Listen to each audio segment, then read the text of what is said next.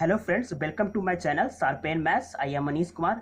आज हम लोग कॉम्प्लेक्स एनालिसिस का लेक्चर 7 डिस्कस करेंगे, जिसमें हम लोग एनालिटिक फंक्शन के बारे में पढ़ेंगे कि एनालिटिक फंक्शन होती क्या है, इसकी डिफिनेशन क्या होती है, इसके प्रॉपर्टीज क्या होते हैं और इसका अल्टरनेट डिफिनेशन को देखेंगे विद सेवरल एग्जाम्पल।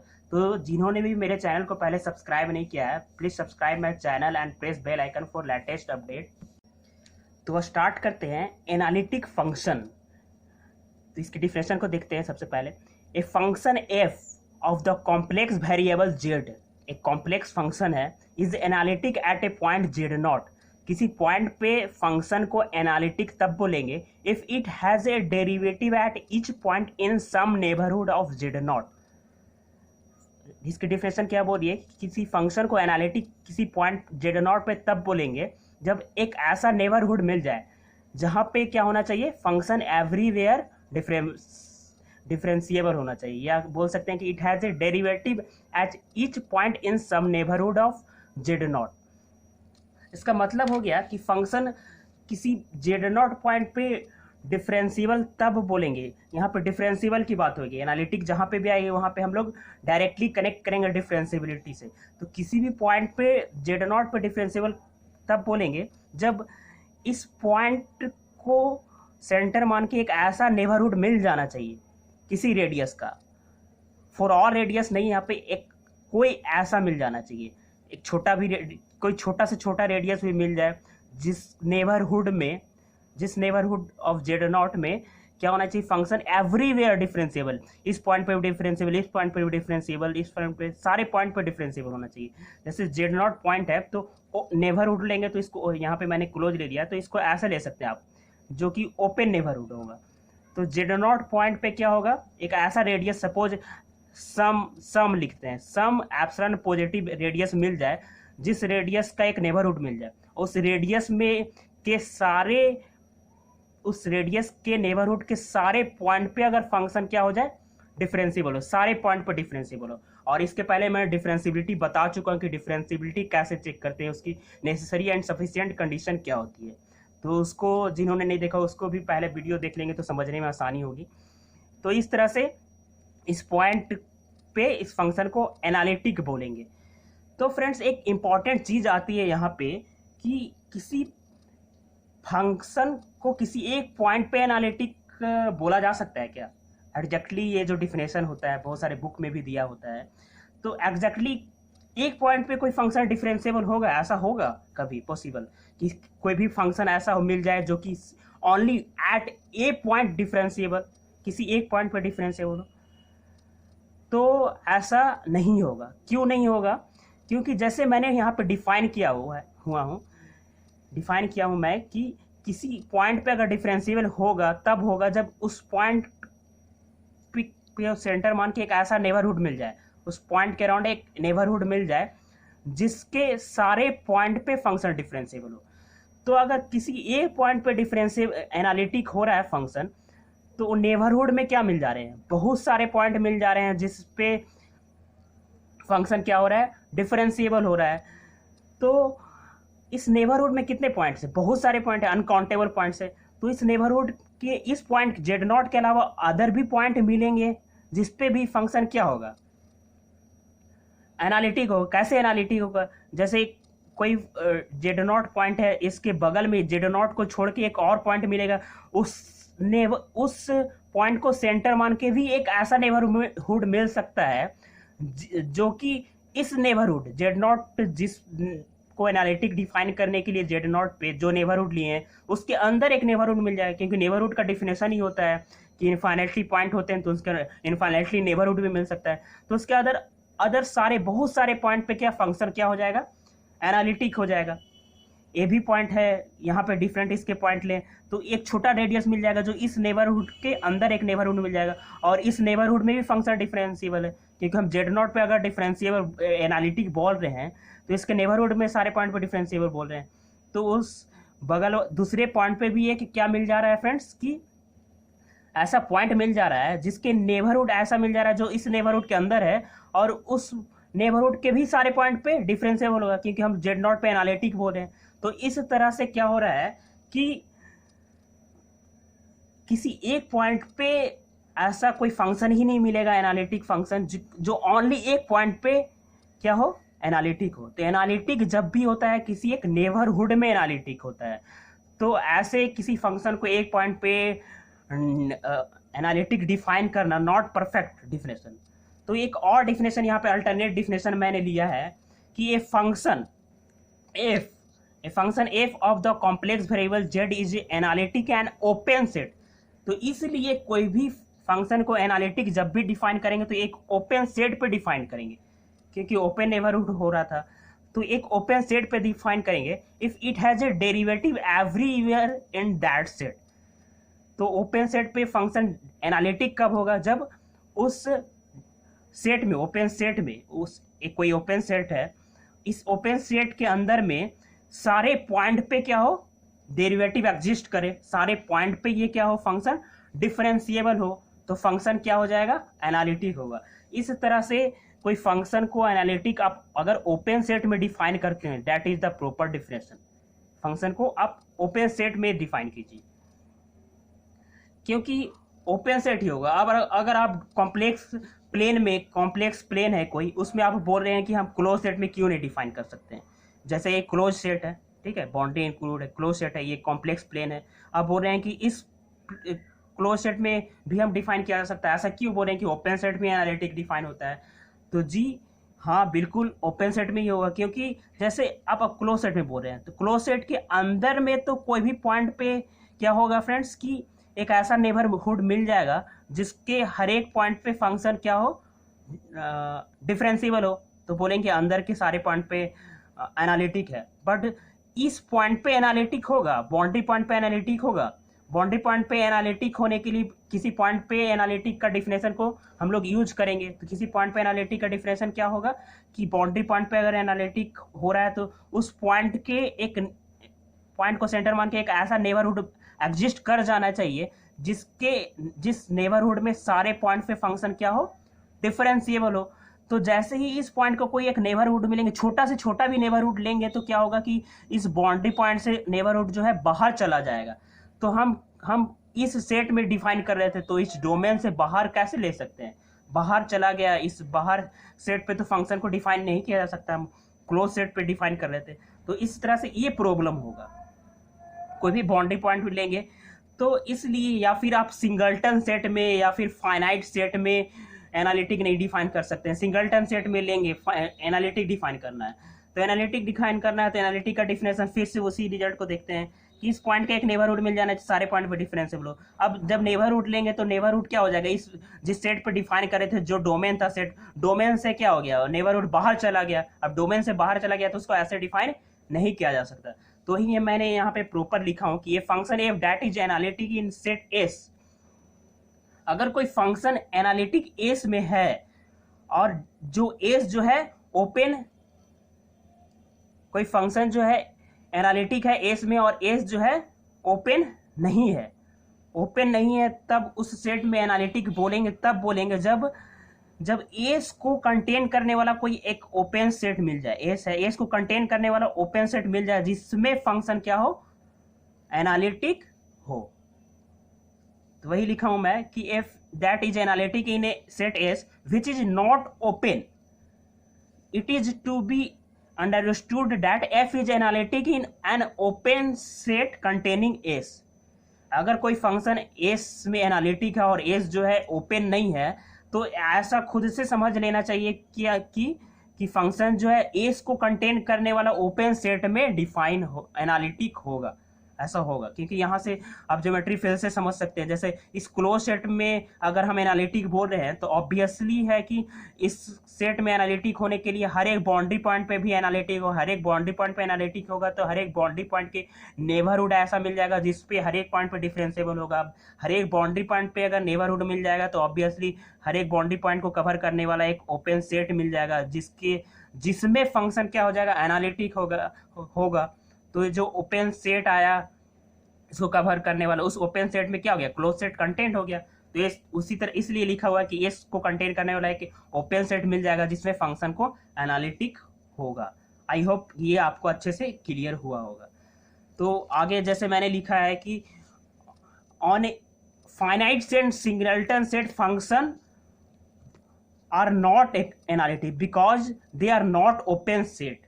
तो कोई फाइनाइट सेट और सिंगलटन सेट में फंक्शन जो है एनालिटिक नहीं होगा, क्योंकि सिंगलटन सेट जो होता है क्लोज सेट होता है, फाइनाइट सेट क्लोज सेट होता है, और ये ओपन नहीं है। ठीक है फ्रेंड्स, तो अब आते हैं इसके एग्जाम्पल पे। जैसे तीन एग्जाम्पल लिया हूं मैं। जैसे ये फंक्शन है, इसको एनालिटिक चेक करना है कहाँ पे एनालिटिक है। तो एनालिटिक कब होगा? जब ये फंक्शन जो है किसी पॉइंट का नेबरहुड पे एवरीवेयर डिफरेंशिएबल होगा। तो डिफरेंशिएबल का कनेक्शन क्या सीआर इक्वेशन से था? सीआर इक्वेशन से था। अगर फंक्शन डिफरेंशिएबल होता तो सीआर इक्वेशन सेटिस्फाई करता था, और सीआर इक्वेशन सेटिस्फाई नहीं करता था डिफरेंशिएबल नहीं होगा। डिफरेंशिएबल नहीं होगा तो एनालिटिक नहीं होगा, क्योंकि एनालिटिक का डायरेक्ट कनेक्शन डिफरेंशिएबल से है। तो ये क्वेश्चन को हम देखते हैं, जहां पे इसका सीआर इक्वेशन चेक करते हैं। तो यूएक्स निकालेंगे, यू का वैल्यू ये हो गया, भी का वैल्यू ये हो गया। यूएक्स निकालेंगे तो क्या आएगा? 2x आएगा। भी वाई निकालेंगे तो इसका वैल्यू 2y आएगा। और सीआर इक्वेशन सेटिस्फाई करने के लिए ux is equal to V Y होना चाहिए। तो 2x इज इक्वल टू क्या होगा? 2y होगा। ठीक है, सॉरी, भी वाई की वैल्यू क्या होगी? 2x होगी। तो ux और भी वाई 2x तो इक्वल होता है। तो x पे के किसी भी वैल्यू के लिए ux भी वाई क्या हो रहा है? इक्वल हो रहा है।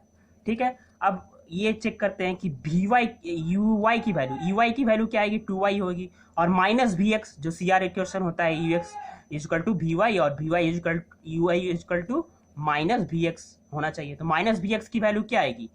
-2y आएगी। अब दोनों को जब इक्वल करेंगे, E Y equal to minus V X, तो 2y इजकल टू -2y, यानी 4y इजकल टू 0, यानी y इजकल टू 0। तो ये फंक्शन क्या हो रहा है फ्रेंड्स?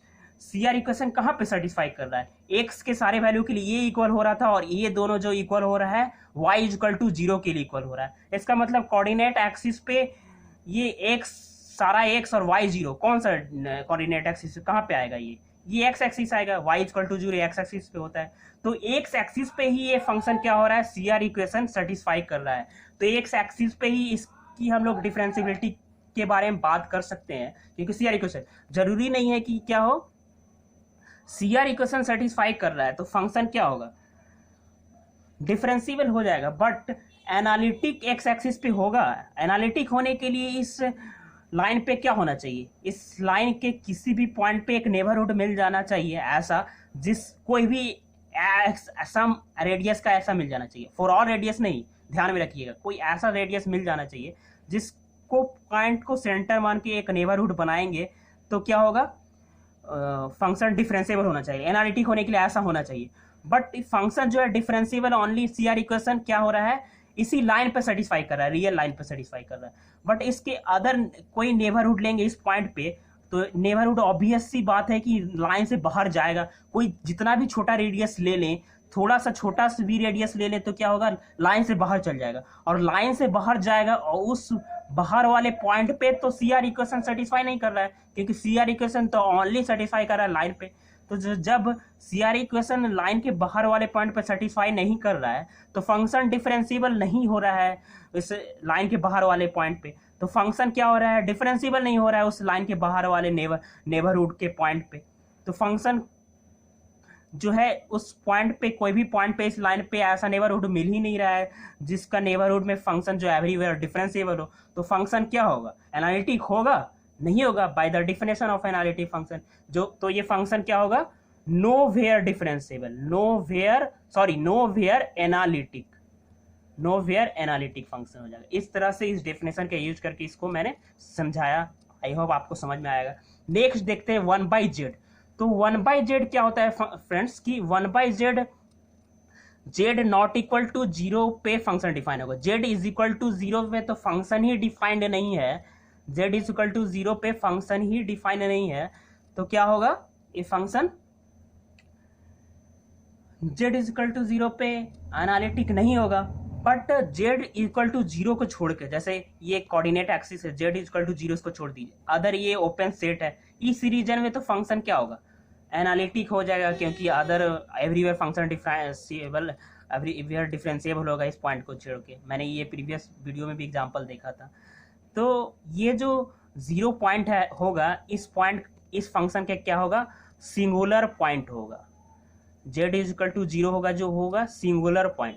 तो सिंगुलर पॉइंट भी इसको बोलेंगे। तो सिंगुलर पॉइंट आगे मैं सिंगुलरिटी में अच्छे से डिफाइन करूंगा। मैं थोड़ा सा यहाँ पे बता देता हूँ कि जिस पॉइंट पे फंक्शन जो है नॉन एनालिटिक हो, नॉन एनालिटिक होगा तो फंक्शन जो है वो पॉइंट जो होगा फंक्शन का सिंगुलर पॉइंट होगा। तो सिंगुलरिटी यहाँ पे ये जीरो हो गया, Z equal to. Next example देखते हैं, mod F Z equal to mod Z square. तो मॉड जेड स्क्वायर मैंने पहले भी देखा था, यहाँ पे भी देखते हैं। मॉड जेड स्क्वायर क्या होता है, mod Z square equal to हम लोग क्या लिख सकते हैं, S square plus Y square. अब इसकी एनालिटिसिटी चेक करनी है, तो एनालिटिक ये जो फंक्शन आपको समझ में आएगा कि ये फंक्शन जो है जेड इक्वल टू जीरो को छोड़ के सारे पॉइंट पे ये फंक्शन जो है एनालिटिक होता है। अब यहाँ पे इसको चेक करते हैं, तो ये एनालिटिक होने के लिए क्या होना चाहिए, डिफरेंशिएबल होना चाहिए। किसी भी पॉइंट आर्बिट्री पॉइंट के लिए चेक करते हैं, तो आर्बिट्री पॉइंट पे चेक करने के लिए इसको डिफरेंशिएबल होना पड़ेगा उस पॉइंट के नेबरहुड में। तो ये जो सीआर इक्वेशन भी सेटिस्फाई करेगा डिफरेंशिएबल होगा, तो अगर सीआर नहीं करेगा तो नहीं होगा। तो सीआर इक्वेशन ये कब सेटिस्फाई करता है, U X equal to 2x equal to V Y, भी यहाँ पे जीरो है तो ये V Y equal to zero, यानी एक्स इक्वल टू जीरो। उसी तरह से U Y is equal to 2y और माइनस भी एक्स भी जीरो है तो ये जीरो आएगा, तो y इक्वल टू जीरो आएगा। यानी जीरो जीरो पे ये क्या होगा, जीरो जीरो पे ये एनालिटिक, जीरो जीरो पे ये सीआर इक्वेशन सेटिस्फाई करेगा। बट जीरो जीरो के अलावा ये फंक्शन जो है कहीं पे भी सीआर इक्वेशन सेटिस्फाई नहीं करेगा। और जीरो जीरो पे ये फंक्शन जो है डिफरेंशिएबल भी होता था, मैंने पिछले वीडियो में देखा था, क्योंकि जो सफिशिएंट कंडीशन होता है डिफरेंशिएबल का कि इस पॉइंट पे ये इसका जो पार्शियल डेरिवेटिव है कंटिन्यूअस होना चाहिए और सीआर इक्वेशन सेटिस्फाई करना। तो जीरो जीरो पे तो फंक्शन सीआर इक्वेशन सेटिस्फाई कर रहा है, पार्शियल डेरिवेटिव ये आ रहा है 2x 2y, ये तो कंटिन्यूअस ऑलवेज होता है, तो पार्शियल डेरिवेटिव कंटिन्यूअस भी हो रहा है जीरो जीरो पे, तो ये फंक्शन जीरो जीरो पर डिफरेंशिएबल है। बट जीरो जीरो के अलावा कहीं पे तो सीआर इक्वेशन सेटिस्फाई नहीं कर रहा है। तो जीरो पे अगर हम एनालिटिक बोलेंगे, कब बोल सकते हैं, जीरो पे एनालिटिक चेक करना हो तो कैसे चेक करेंगे, जीरो के एक ऐसा नेबरहुड एग्जिस्ट कर जाए, कोई भी रेडियस ऐसा मिल जाए जिसके सारे पॉइंट पे फंक्शन क्या हो, डिफरेंशिएबल हो। बट जीरो जीरो के अलावा कोई भी पॉइंट ले तो वहां पे तो ये सीआर इक्वेशन सेटिस्फाई ही नहीं करेगा, क्योंकि CR equation only zero zero पे मॉड जेड स्क्वायर सेटिस्फाई कर रहा है। तो ये क्या होगा, फंक्शन जीरो जीरो के अलावा सीआर इक्वेशन सेटिस्फाई नहीं कर रहा है, तो सीआर इक्वेशन सेटिस्फाई नहीं कर रहा तो फंक्शन कहीं पे डिफरेंशिएबल नहीं होगा इस पॉइंट के नेबरहुड, कोई भी एक ऐसा नेबरहुड किसी भी नेबरहुड में, तो फंक्शन क्या होगा, एनालिटिक नहीं होगा जीरो जीरो पे। तो जीरो जीरो पे एनालिटिक नहीं है तो कहीं पे भी ये फंक्शन क्या होगा, नो वेयर एनालिटिक होगा, नो वेयर एनालिटिक फंक्शन है ये, डिफरेंशिएबल ओनली एट जीरो है बट नो वेयर एनालिटिक है। आई होप समझ में आएगा कैसे बताया मैंने कि यहाँ पे नो वेयर एनालिटिक है। तो इसकी जो सिंगुलर पॉइंट होगी, singular point mod Z square के singular point, mod Z square का सिंगुलर पॉइंट क्या होगा, नो एनी सिंगुलर पॉइंट होगा। नो एनी सिंगुलर पॉइंट क्यों होगा, क्योंकि सिंगुलरिटी की जो डिफिनेशन होती है, सिंगुलरिटी की जो डिफिनेशन होती है, सिंगुलरिटी की डिफिनेशन क्या होती है कि किसी पॉइंट पे उसको सिंगुलर पॉइंट बोलते हैं जब उस पॉइंट के को छोड़कर, उस पॉइंट पे नॉन एनालिटिक हो बट उस पॉइंट को छोड़कर कोई सम नेबरहुड में फंक्शन कहीं पे भी ये एनालिटिक होना चाहिए। समझे क्या बोला मैंने, कि उस पॉइंट को छोड़कर सम नेबरहुड में फंक्शन कहीं पे भी एनालिटिक हो, कहीं पे भी एनालिटिक नहीं है तो सिंगुलरिटी की बात नहीं करेंगे। तो ये फंक्शन जो है कहीं पे भी एनालिटिक नहीं है, नो वेयर एनालिटिक है, तो इसकी कोई भी सिंगुलर पॉइंट नहीं मिलेगी। जैसे जैसे ये रिलेट करता हूँ मैं, जैसे फाइनाइट सेट को बोलता हूँ कि क्लोज सेट बोलते हैं, तो क्लोज सेट का डिफिनेशन होता है कि सारे लिमिट पॉइंट को कंटेन करना चाहिए, तो इसकी लिमिट पॉइंट ही, फाइनाइट सेट की एक भी लिमिट ही पॉइंट नहीं आती है, तो बोलेंगे लिमिट पॉइंट ही नहीं आती है, फिर इसको क्लोज बोल देते हैं। उसी तरह इसकी कोई भी पॉइंट पे ही एनालिटिक नहीं है, तो इसकी कोई सिंगुलर पॉइंट भी नहीं मिलेगा। सिंगुलरिटी के बारे में नेक्स्ट ब्रीफली में डिटेल में डिस्कस करेंगे आगे जाके। अब नेक्स्ट आते हैं, एक अल्टरनेट डिफिनेशन लिखा हूं, ये भी डिफिनेशन आप दे सकते हैं। जैसे मैंने अभी बताया कि ओपन सेट डिफिनेशन वो प्रॉपर डिफिनेशन है, क्योंकि आप अगर किसी पॉइंट पर डिफिनेशन अगर देते हैं तो गलत हो जाता है, क्योंकि ऐसा बहुत बार पीएचडी इंटरव्यू में मेरे फ्रेंड्स लोग आईआईटी में देने गए हैं, तो ऐसे डिफाइन करने पे लोगों को रिजेक्ट कर दिया जाता है। तो आप अगर ओपन सेट में देते हैं तो प्रॉपर डिफिनेशन है, तो आप याद नहीं कीजिए, किसी चीज़ों को समझ के अगर एनालाइज करके बताइएगा तो ज़्यादा बेहतर होगा। अब आते हैं नेक्स्ट डिफिनेशन, जो एक अल्टरनेट डिफिनेशन है। क्या है? कॉम्प्लेक्स एनालिसिस का अल्टरनेट डिफिनेशन, ये भी परफेक्ट डिफिनेशन है। जैसे क्या है definition? G be an open set in C, then a function G से सी में डिफाइन है is analytic if f is continuously differentiable on G. Function क्या होना चाहिए? जी में कंटिन्यूअसली डिफरेंशिएबल होना चाहिए। अगर फंक्शन कंटिन्यूअसली जी में हो जाए तो फंक्शन जो है जी में एनालिटिक होगा। इस तरह से भी आप फंक्शन को एनालिटिक डिफाइन कर सकते हैं, स्टैंडर्ड डिफिनेशन है। क्या है? फिर से देखते हैं। G be an open set in C, then a function G to C is analytic, G से सी में फंक्शन एनालिटिक होगा if G is continuously differentiable. ठीक है, अब आते हैं कंटिन्यूअसली डिफरेंशिएबल होता क्या है। जैसे आप लोग कुछ पढ़ेंगे कंटिन्यूअसली डिफरेंशिएबल, कुछ को लग रहा होगा कि फंक्शन जो है कंटिन्यूअस हो और क्या हो? डिफरेंशिएबल हो। तो ऐसा नहीं होता है फ्रेंड्स। कंटिन्यूअस और डिफरेंशिएबल हो उसको कंटिन्यूअसली डिफरेंशिएबल नहीं बोलते हैं। कंटिन्यूअसली डिफरेंशिएबल बोलते किसको है? तो कंटिन्यूअसली डिफरेंशिएबल जैसे कोई फंक्शन है, कोई भी फंक्शन है और वो फंक्शन क्या हो? एफ डैश का जो वैल्यू है फंक्शन का वो अगर कंटिन्यूअस है तब उसको बोलते हैं कंटिन्यूअसली डिफरेंशिएबल। ठीक है, एक एग्जांपल लेता हूँ, रियल एग्जांपल लेते हैं, रियल फंक्शन एग्जांपल। जैसे एफ एक्स फंक्शन ये है, X sine 1/x, X not equal to 0 पे और 0x इक्वल टू 0 पे। तो ये फंक्शन क्या है? 0 पे कॉन्टिन्यूअस है क्योंकि limiting value function value equal होगी। अब इसकी एफ डैश एक्स निकालता हूँ। एफ डैश एक्स इसकी क्या होगी? साइन 1/x होगी minus x sine 1/x into 1/x² होगी। अब ये क्या होगा? एक्स नॉट इक्वल टू 0 पे और 0 पे इसकी वैल्यू एक्स इक्वल टू 0 आएगी। तो इसके डिफरेंशिएबल ये आया, एक्स साइन 1/x का किए और साइन 1/x का क्या होगा? -1/x²। एक्स से एक्स कटेगा, एक एक्स यहाँ पे बच जाएगा। तो 0 पे फंक्शन क्या है? कंटिन्यूअस है ये फंक्शन? नहीं है। तो एफ डैश का जो वैल्यू आया वो फंक्शन 0 पे कंटिन्यूअस नहीं है, तो ये फंक्शन जो है नॉट कंटिन्यूअसली डिफरेंशिएबल होगी, नॉट कंटिन्यूअसली डिफरेंशिएबल। ठीक है, राइट? आपको समझ में आया होगा कि कंटिन्यूअसली डिफरेंशिएबल क्या होता है और कंटिन्यूअसली डिफरेंशिएबल मैंने यहाँ पे बताया कैसे ये कंटिन्यूअसली डिफरेंशिएबल नहीं है। कंटिन्यूअसली डिफरेंशिएबल होने के लिए एफ डैश की वैल्यू को कंटिन्यूअस होना चाहिए, यहाँ पे कंटिन्यूअस एफ डैश नहीं आ रहा था। ठीक है, तो ये डिफरेंशन, तो कंटिन्यूअसली डिफरेंशिएशन जो होता है उसको मैंने बता दिया यहाँ पे। ठीक है, अब आते हैं एक और डिफरेंशिएशन जो पावर सीरीज के टर्म में डिफाइन किया जाता है। ये भी काफ़ी इंपॉर्टेंट है टेलर सीरीज के टर्म में, कि if that function F Z can be represented as a Taylor series. Taylor series आप लोग रियल में भी पढ़ते हैं, उसी तरह कॉम्प्लेक्स में जेड आ जाता है। तो टेलर सीरीज के फॉर्म में अगर इसको रिप्रेजेंट किया जाए, N Z minus Z naught to the power N के टर्म में अगर रिप्रेजेंट कर दिया जाए तो फंक्शन जो है एनालिटिक हो जाता है। कहाँ पे एनालिटिक होता है? तो इस पावर सीरीज का जो रेडियस ऑफ कन्वर्जेंस आएगा, जो आप रूट स्ट्रेस से निकाल सकते हैं, रेडियस ऑफ कन्वर्जेंस का फॉर्मूला, जो भी रेडियस आएगा उस रेडियस के ओपन नेबरहुड जो बनेंगे उस नेबरहुड में फंक्शन जो है एनालिटिक हो जाता है। तो ये इस तरह से ही फंक्शन को एनालिटिक डिफाइन किया जा सकता है कि if function can be represented at Taylor series then function is analytic. If function can be represented in Taylor series, then function is analytic in B epsilon Z naught. Z naught epsilon जो होगा इस power series का जो radius आएगा वो होगा यहाँ पे, उस रीजन में कन्वर्जेंस होगा फॉर सम एप्सिलॉन पॉजिटिव।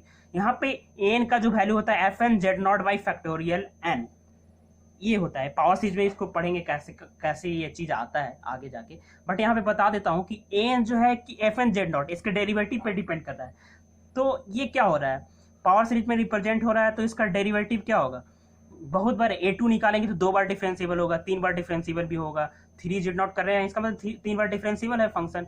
तो क्या हो रहा है फ्रेंड्स? कंटिन्यूअसली डिफरेंशिएबल हो रहा है कि नहीं? एफ जेड हो रहा है। क्यों? क्योंकि जब आप कोई फंक्शन लिए हैं उसकी एफ डैश निकाल लिए, एफ डैश को हम एफ डबल डैश कब निकाल पाएंगे? जब एफ डैश कंटिन्यूअस होगा, क्योंकि हम जानते हैं कि कंटिन्यूअस होगा फंक्शन अगर डिफरेंशिएबल होता है तो कंटिन्यूअस भी होता है, बट कंटिन्यूअस नहीं, डिफरेंशिएबल होगा तो कंटिन्यूअस होगा, और कंटिन्यूअस नहीं होगा तो डिफरेंशिएबल ही नहीं होगा। तो अगर एफ डैश कंटिन्यूअस नहीं होता तो हम एफ डबल डैश निकाल ही नहीं पाते, बट यहाँ पे क्या हो रहा है कि हम एफ डबल डैश निकाल पा रहे हैं, क्योंकि पावर सीरीज में रिप्रेजेंट किया गया है, तो F N Z naught A N यहाँ पे होता है। तो बहुत सारे बार इसको डिफ्रेंशिएट कर सकते हैं। तो एनालिटिक फंक्शन में भी होता है कि इसको इनफाइनाइटली टाइम्स डिफरेंशिएबल हो जाता है जो फंक्शन होता है एनालिटिक फंक्शन। और if and only if condition होता है, आगे देखेंगे कि फंक्शन एनालिटिक है तो भी उसको जिस डोमेन ओपन सेट में वो ओपन डेस्क में एनालिटिक होगा, उस ओपन डेस्क में फंक्शन को पावर सीरीज के टर्म में, टेलर सीरीज के टर्म में प्रेजेंट किया जा सकता है। तो इफ एंड ओनली, तो यहाँ से आपको समझ में आया कि कैसे कंटिन्यूअसली डिफरेंशिएबल होने से भी फंक्शन जो है एनालिटिक हो जाता है। ठीक है, अब कुछ प्रॉपर्टीज को देखते हैं, ये भी काफी इंपॉर्टेंट है। एक चीज इसके पहले कि होलोमॉर्फिक, अब कभी कभी देखते हैं कि कहीं कभी फंक्शन जो होता है होलोमॉर्फिक लिखा हुआ रहता है, कहीं कहीं एनालिटिक होता है, तो होता क्या है। तो मैं यहाँ पे बता दूं कि एनालिटिक फंक्शन जो होता है कि दो टाइप का हो सकता है। एक रियल एनालिटिक हो सकता है, रियल में भी हो सकता है ना, रियल में भी कोई रियल फंक्शन है, वो भी तो किसी पॉइंट के नेबरहुड में कोई एक नेबरहुड मिल जाएगा जिसके सारे पॉइंट पे डिफरेंशिएबल हो, तो भी क्या हो जाएगा, एनालिटिक हो जाएगा। तो एक रियल एनालिटिक होता है, एक कॉम्प्लेक्स एनालिटिक होता है, कॉम्प्लेक्स एनालिटिक। तो कॉम्प्लेक्स एनालिटिक जो होता है उसी को बोलते हैं हम लोग होलोमॉर्फिक, होलोमॉर्फिक फंक्शन। तो समझ में आया कि एनालिटिक दो टाइप का होता है, रियल एनालिटिक और कॉम्प्लेक्स एनालिटिक। तो कॉम्प्लेक्स एनालिटिक जो होता है उसको होलोमॉर्फिक बोलते हैं। तो ये कोई फंक्शन रियल एनालिटिक होगा तो जरूरी नहीं है क्या होगा, होलोमॉर्फिक होगा। ठीक है, आपको समझ में आएगा कि कोई रियल एनालिटिक फंक्शन होगा तो जरूरी नहीं है कि होलोमॉर्फिक होगा। जैसे सिंपल एक्स ले लीजिए, एफ एक्स जो है रियल होलोमॉर्फिक है, रियल एनालिटिक फंक्शन है, क्योंकि ये तो डिफरेंशिएबल है सभी जगह, बट ये सी आर इक्वेशन सेटिस्फाई नहीं करेगा, 1 होगा यू एक्स की वैल्यू और वी वाई की वैल्यू 0, तो सी आर कहीं पे सेटिस्फाई नहीं करेगा, तो डिफरेंशिएबल नहीं होगा। तो ये कॉम्प्लेक्स एनालिटिक तो नहीं हुआ फ्रेंड्स, तो ये नॉट होलोमॉर्फिक। तो ठीक है, आपको समझ में आया कि रियल एनालिटिक जो होगा होलोमॉर्फिक नहीं हो सकता, बट होलोमॉर्फिक होगा तो एनालिटिक होगा। तो एनालिटिक दो टाइप का होता है। ठीक है, तो कॉम्प्लेक्स एनालिटिक जो होता है उसी को बोलते हैं होलोमॉर्फिक फंक्शन। अब आते हैं नेक्स्ट प्रॉपर्टीज। कोई दो फंक्शन है, एफ है, जी है, दोनों एनालिटिक है, तो दोनों का सम ले या कि सब्सट्रैक्शन ले तो दोनों फंक्शन क्या होगा, एनालिटिक होगा। दो फंक्शन का प्रोडक्ट ले तो भी एनालिटिक होगा। दो फंक्शन का ऐसे फ्रैक्शन ले या फिर आप रेशनल फंक्शन ले, रेफरेंस फंक्शन में एफ जो होगा पॉलिनोमियल होगा, जी भी पॉलिनोमियल होगा, और जी जो है कहीं पे भी जीरो नहीं देगा, तब ए रेशनल फंक्शन जो हो जाएगा क्या हो जाएगा, एनालिटिक होगा, जी नॉट इक्वल टू जीरो देगा, तो रेशनल फंक्शन भी एनालिटिक होगा। अगर कोई फंक्शन एफ दूसरा फंक्शन है, अगर पॉलिनोमियल नहीं तो रेशनल नहीं होगा, बट जी अगर नॉट इक्वल टू जीरो होगा तो एफ बाई जी क्या होगा, एनालिटिक होगा। और रेशनल फंक्शन में अगर डिनोमिनेटर वाला कहीं पे जीरो नहीं हो, पॉलिनोमियल कहीं पे रूट नहीं हो, तो एनालिटिक होगा। कांस्टेंट फंक्शन एनालिटिक होता है। ठीक है फ्रेंड्स, कांस्टेंट फंक्शन क्या होता है, एनालिटिक होता है। अब नेक्स्ट आते हैं, अगर दो फंक्शन का कंपोजिशन ले, एफ एनालिटिक है, जी भी एनालिटिक है, ऑन एफ जो है जी में एनालिटिक है और जी एफ जो है जी में एनालिटिक है और जी जो है एक ओमेगा जो है ओपन सेट को इसको डिनोट किया जाता है, तो उसमें एनालिटिक हो। और सपोज एफ जी है, जी ऑफ एफ के बारे में बात कर रहे हैं, तो जी ऑफ एफ में क्या होगा कि एफ का जो रेंज होगा जी का डोमेन हो जाएगा। तो एफ ऑफ जी जो रेंज आ रहा है वो जी का जो डोमेन है उसमें बिलोंग कर जाए, उसमें कंटेंट कर जाए, तो कंपोजिशन फंक्शन जो होता है वो क्या होगा, एनालिटिक होगा। तो दो फंक्शन एनालिटिक है तो उसका कंपोजिशन भी एनालिटिक होता है, इंपॉर्टेंट प्रॉपर्टीज है। और इसके जो डेरिवेटिव की वैल्यू आएगी, जी ऑफ एफ डैश की जो वैल्यू आएगी ये होगी जी डैश एफ जेड, और अंदर में चेन रूल लगाते हैं जैसे डिफरेंशिएट में नॉर्मल रियल में जैसे कहते हैं उसी तरह करेंगे, जी डैश एफ जेड और एफ डैश जेड, ये आएगी इसके डिफरेंशिएबल की वैल्यू। तो फ्रेंड्स आज की वीडियो की यहीं पे कंक्लूड करते हैं, और नेक्स्ट वीडियो में हम लोग देखेंगे कि इंटायर फंक्शन क्या होती है, इसकी मैपिंग को देखेंगे और सेवरल सफिशिएंट कंडीशन एग्जांपल को देखेंगे। तो अगर फ्रेंड्स आपको ये वीडियो अच्छा लगा हो तो प्लीज़ लाइक कीजिएगा, कमेंट कीजिएगा और शेयर कीजिएगा, सब्सक्राइब कीजिएगा मेरे चैनल को। और एक चीज़ मैं बता दूं कि जो भी मेरे फेसबुक कोई भी मेरे फेसबुक पेज को भी आप फॉलो कर सकते हैं, मैं डिस्क्रिप्शन में लिंक डाल दूंगा, जहाँ पे आप क्वेश्चन को डिस्कशन होगा, इंटरेस्टिंग डिस्पैटली क्वेश्चन, अच्छे अच्छे क्वेश्चन का डिस्कशन होता है। और व्हाट्सएप ग्रुप पे ही ज्वाइन कर सकते हैं, जिसका लिंक भी मैं डिस्क्रिप्शन में डाल दूंगा, जहाँ पे आप क्वेश्चन को डिस्कस कर सकते हैं। तो थैंक यू फ्रेंड्स।